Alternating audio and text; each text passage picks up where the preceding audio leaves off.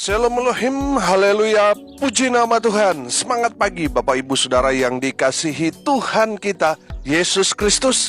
Jumpa lagi bersama saya Pendeta Samuel Mabuntu dalam Renungan Pagi ke 1786 hari. Renungan pagi ini mengudara. Puji Tuhan. Bapak Ibu Saudara yang dikasihi Tuhan, sebelum kita mengawali segala aktivitas kita di pagi hari ini, mari kita buka hari ini bersama Tuhan dengan mendengarkan firman Tuhan. Sebelum kita membaca, mendengarkan, dan merenungkan firman Tuhan hari ini, mari kita berdoa. Minta pimpinan Roh Kudus. Kita berdoa. Bapa di surga, kami sangat membutuhkan kebenaran firman-Mu sebagai makanan tubuh, jiwa, dan roh kami. Kenyangkan kami, puaskan kami dengan firman-Mu ini, agar kami kuat menghadapi kerasnya kehidupan ini dan tetap menjadi berkat, tetap menjadi terang Tuhan di antara kegelapan dunia ini. Kami buka hati kami, siap ditaburi benih firman. Di dalam nama Tuhan Yesus yang adalah firman Allah yang hidup, kami berdoa. Amin. Haleluya. Bapak Ibu Saudara yang dikasihi Tuhan, bersama dengan saya kita akan belajar Alkitab dari kitab Kejadian sampai kitab Wahyu. Mari buka Alkitab kita dalam kitab Bilangan pasal 18 ayat 1 sampai ayat 7. Di bawah perikop kewajiban imam dan orang Lewi. Demikian firman Tuhan. Tuhan berfirman kepada Harun, engkau ini dan anak-anakmu beserta seluruh sukumu haruslah menanggung akibat setiap kesalahan terhadap tempat kudus. Sedang hanya engkau beserta anak-anakmu lah yang harus menanggung akibat setiap kesalahan yang dilakukan dalam jabatan sebagai imam. Suruhlah juga saudara-saudaramu, suku Lewi, suku bapa leluhurmu, mendekat bersama-sama dengan engkau, supaya mereka menggabungkan diri kepadamu dan melayani engkau apabila engkau ini beserta anak-anakmu ada di depan kemah hukum. Mereka harus melakukan kewajiban mereka kepadamu, dan kewajiban mereka mengenai kemah seluruhnya. Hanya kepada perkakas tempat kudus dan kepada mezbah janganlah mereka mendekat, nanti mereka mati.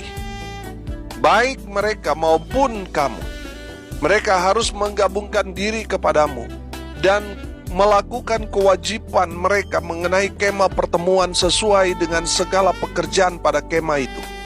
Tetapi orang awam jangan mendekat kepadamu. Dan kamu ini haruslah melakukan kewajibanmu mengenai tempat kudus dan kewajibanmu mengenai mezbah, supaya orang Israel jangan lagi tertimpa murka. Sesungguhnya aku ini telah mengambil saudara-saudaramu, orang Lewi, dari tengah-tengah orang Israel sebagai pemberian kepadamu, sebagai orang-orang yang diserahkan kepada Tuhan untuk melakukan pekerjaan pada kemah pertemuan. Tetapi engkau ini beserta anak-anakmu harus memegang jabatanmu sebagai imam dalam segala hal yang berkenan dengan mezbah dan dengan segala sesuatu yang ada di belakang tabir. Dan kamu harus mengerjakannya sebagai suatu jabatan pemberian. Aku memberikan kepadamu jabatanmu sebagai imam itu. Tetapi orang awam yang mendekat harus dihukum mati. Amin. Haleluya. Bapak Ibu Saudara yang dikasihi Tuhan, konteks kebenaran firman Tuhan ini berbicara tentang panggilan khusus buat Harun dan juga keturunannya, dan panggilan kepada orang-orang Lewi. Saudara yang dikasihi Tuhan, di dalam kebenaran firman Tuhan ini kita belajar bahwa Harun memang ditugaskan mereka sebagai imam besar, imam yang melayani di ruang Maha Kudus. Saudara yang dikasihi Tuhan, kalau saudara memperhatikan kebenaran firman Tuhan ini, betul suku Lewi, mereka adalah suku yang dikhususkan untuk melayani Tuhan di bait suci. Tapi saudara perhatikan, yang bertugas di ruang Maha Kudus adalah keturunan Imam Harun. Betul, kalau kita belajar dari silsilah keluarga, Musa dan Harun serta Miriam ini kan garis keturunan dari suku Lewi. Tetapi keturunan Harun itulah yang dikhususkan.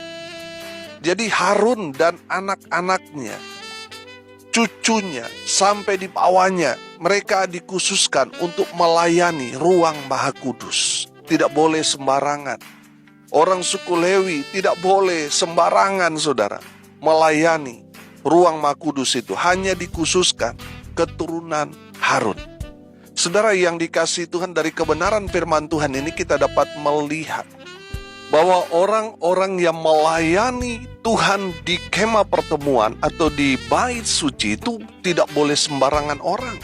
Saudara perhatikan, di sana diulang-ulang, kalau orang awam saudara mendekat, mereka harus dihukum mati.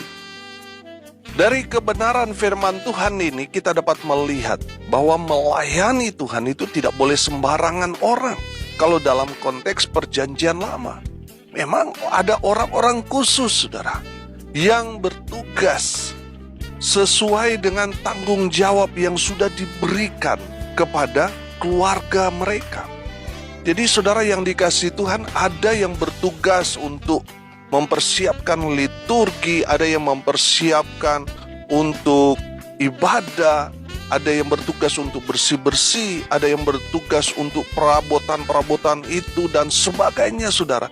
Dan itu berimbas kepada anak cucu mereka, terus akan memelihara kebiasaan itu, saudara, di dalam pelayanan mereka kepada Tuhan.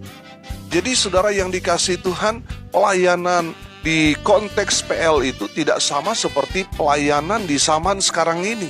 Saudara bisa melayani apa saja, saudara bisa memilih passion saudara, panggilan saudara di mana, saudara bisa melayani bebas. Tapi dalam konteks PL, saudara harus melayani Tuhan sesuai dengan tugas yang sudah diberikan secara turun-temurun. Jadi kalau saudara bisa menyanyi, tapi panggilan keluarga saudara melayani sebagai petugas kebersihan, ya saudara harus mengerjakan sesuai dengan tugas yang diberikan kepada keluarga saudara secara turun-temurun. Saudara harus membersihkan kemah pertemuan itu. Kalau keluarga saudara terpanggil untuk melayani bongkar pasang kemah pertemuan, yang saudara harus kerjakan itu, saudara harus memelihara kebiasaan itu turun-temurun, yaitu bongkar pasang kemah pertemuan dan seterusnya. Kalau kita melihat panggilan dari Harun itu spesial, saudara. Mereka menjadi imam. Mereka ada di ruang yang tidak boleh sembarangan orang berada di sana.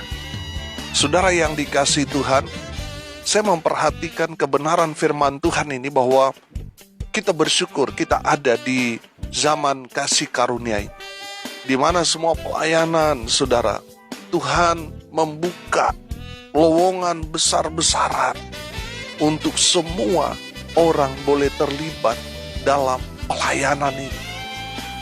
Kenapa saudara? Tuhan membuka lowongan besar untuk jemaat, untuk umat Tuhan terlibat dalam pekerjaan Tuhan ini. Karena waktu panen ini sudah tiba, saudara. Saudara, firman Tuhan berkata, coba lihat, saudara, pandang, tuaian sudah menguning, tapi pekerjanya sedikit. Makanya di akhir zaman ini, Tuhan sedang membutuhkan banyak orang. Ya, kalau saudara mendengar kebenaran firman Tuhan ini, Tuhan mengajak saudara untuk terlibat dalam pekerjaan Tuhan ini, untuk menjadi penuai-penuai jiwa di akhir zaman ini. Saudara yang dikasihi Tuhan, Tuhan tidak lagi memberlakukan sama seperti konteks perjanjian lama. Saudara, Tuhan mencari saudara, Tuhan memanggil saudara, dan Tuhan akan memakai saudara untuk menjadi pekerja-pekerja di ladang Tuhan, untuk menuai jiwa-jiwa yang sudah siap dipanen, sudah siap dituai. Oh haleluya. Bapak Ibu Saudara yang dikasihi Tuhan, saya mau melihat panggilan pelayanan khusus ini dari sudut pandang kita yang hidup di zaman akhir ini.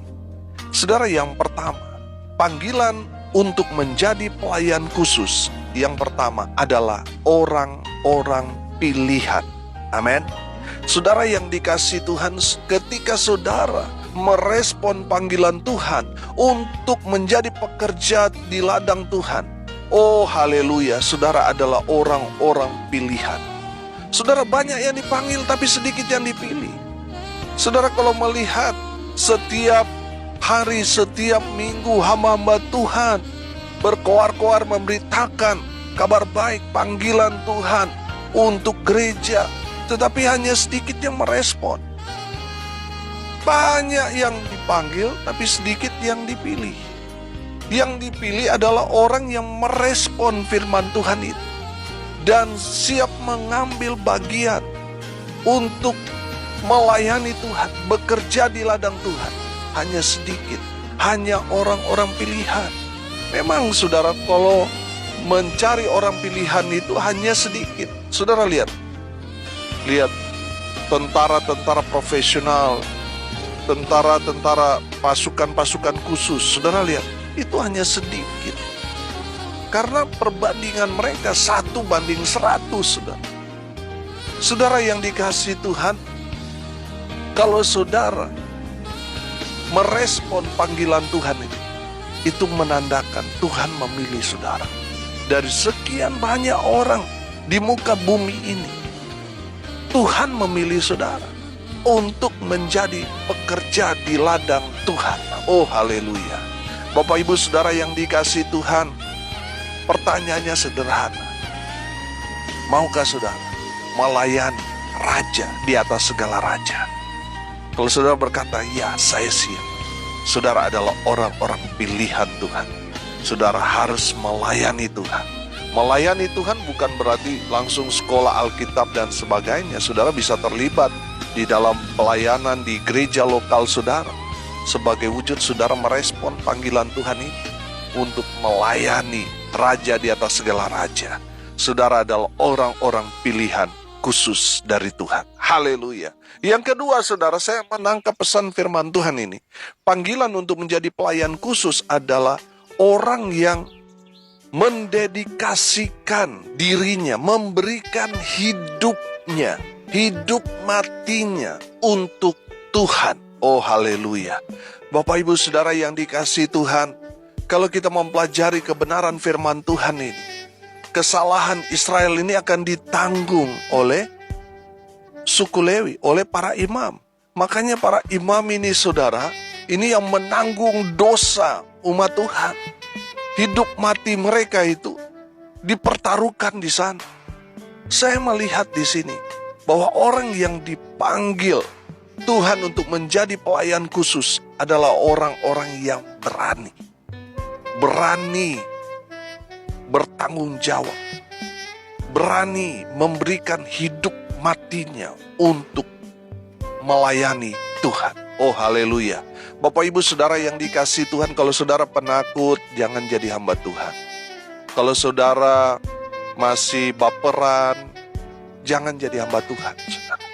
Kenapa? Karena menjadi hamba Tuhan itu berat, saudara. Saudara melayani banyak orang, saudara memperhatikan banyak orang, tapi belum tentu orang banyak yang saudara layani itu memperhatikan saudara. Kalau saudara baperan, saudara, kalau saudara lemah, saudara nggak akan kuat. Ketika saudara sudah berbuat baik, ada saja orang yang tidak suka saudara.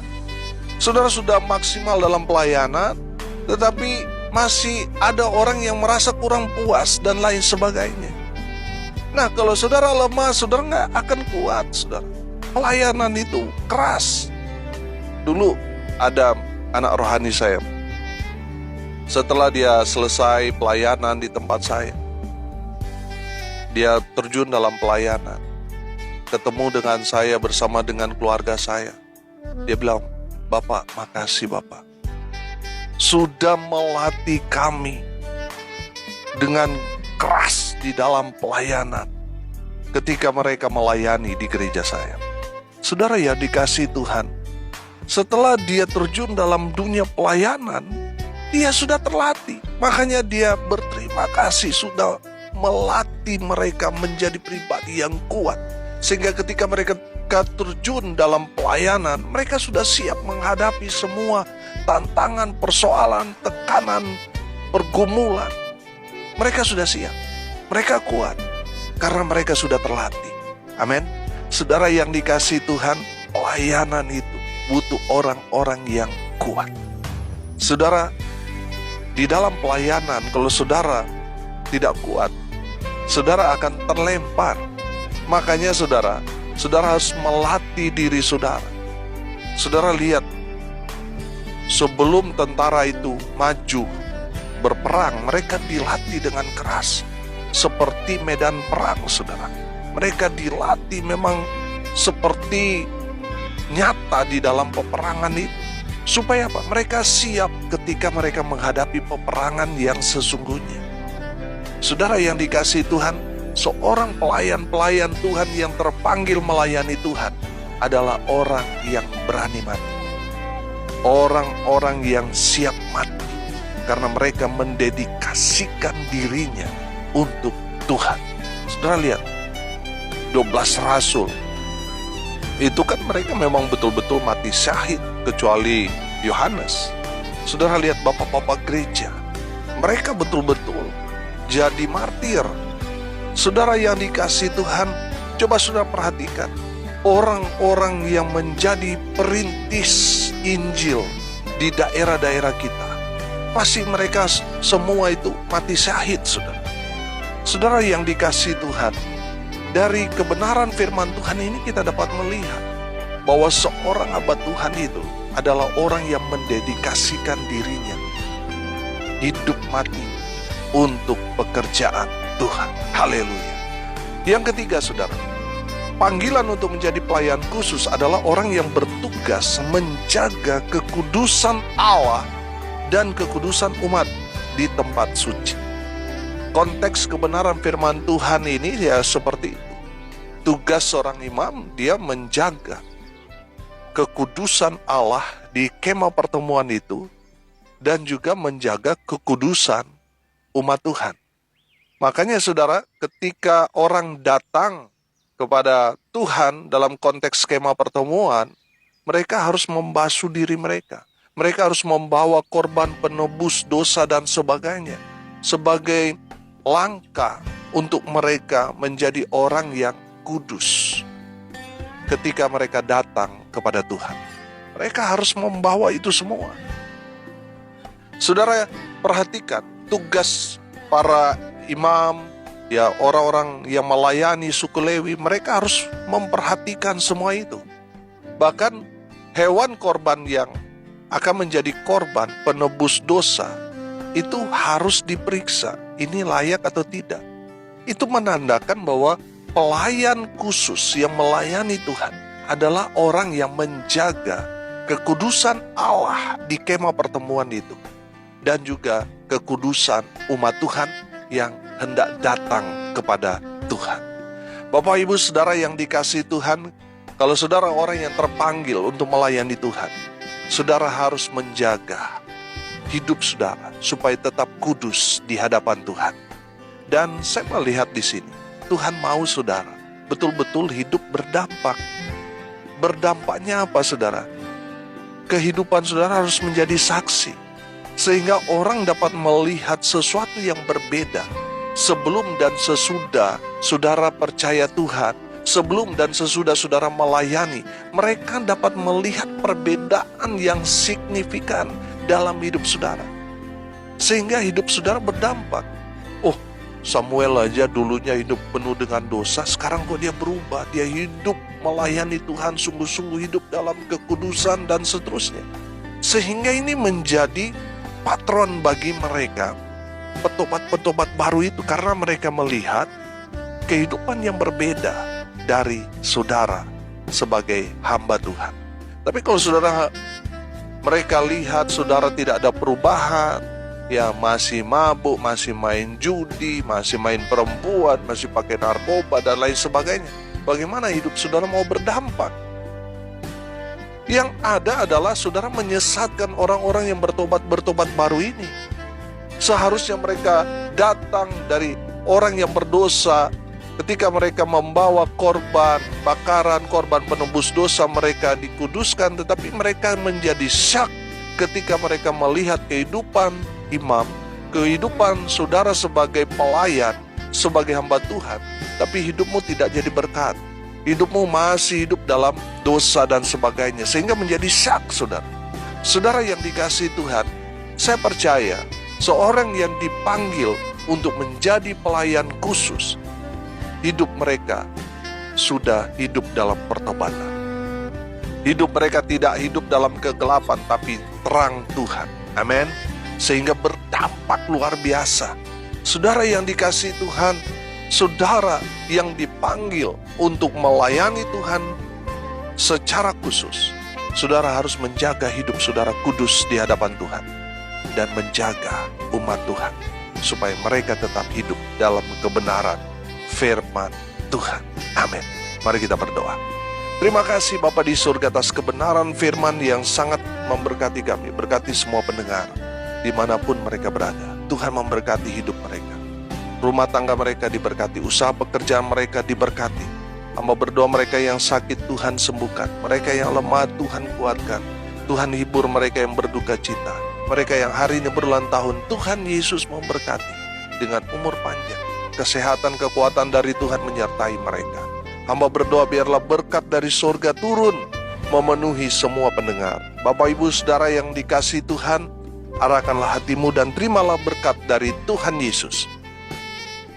Tuhan memberkati engkau dan melindungi engkau. Tuhan menyinari engkau dengan wajah-Nya dan memberi engkau kasih karunia. Tuhan menghadapkan wajah-Nya kepadamu dan memberi engkau damai sejahtera. Di dalam nama Tuhan Yesus, sumber segala berkat. Bapak Ibu Saudara yang percaya, diberkati Tuhan, katakan amin. Puji Tuhan. Bapak Ibu Saudara yang dikasihi Tuhan, kalau saudara merasa diberkati melalui renungan pagi ini, bagikan juga kepada saudara-saudara yang lain supaya mereka juga diberkati. Karena untuk itulah kita dipanggil untuk jadi berkat. Bapak Ibu Saudara yang dikasihi Tuhan, saya minta perhatian Bapak Ibu sebentar. Gereja yang Tuhan percayakan kepada saya untuk mengembalakan saat ini sedang mencari dana untuk membeli tanah dan membangun rumah Tuhan di atasnya. Kami melangkah dengan iman. Kami percaya Tuhan akan menyediakan semuanya bagi kami. Bagi Bapak Ibu Saudara yang mau menabur untuk pekerjaan Tuhan ini, saudara bisa menabur ke nomor rekening Bank BCA di nomor rekening 6485464577 atas nama Yance Fritz Lolong dan Joni. Bapak Ibu Saudara yang dikasihi Tuhan, saudara yang menabur harap menyertakan tanda bukti transfer ke WA saya di nomor 081337491360 untuk saya laporkan kepada panitia. Saudara yang sudah menabur, Tuhan Yesus memberkati. Haleluya. Salam kasih dari Bali. Saya Pendeta Samuel Mamuntu. Sampai jumpa besok pagi. Tuhan Yesus memberkati kita semua. Haleluya.